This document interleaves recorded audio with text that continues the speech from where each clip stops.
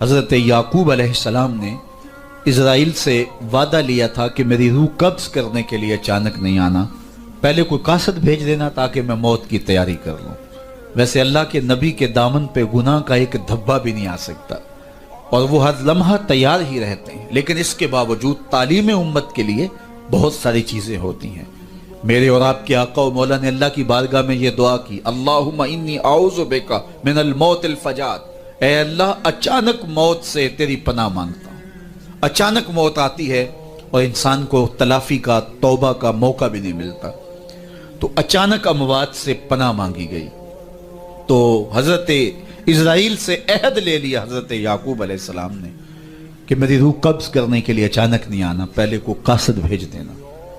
اللہ کے نبی تھے، ان سے وعدہ کر لیا۔ حضرت اسرائیل ایک عرصے کے بعد حاضر ہوئے، پوچھا کدھر آئے ہو؟ کہا قبض روح کے لیے آیا ہوں۔ کہا تم نے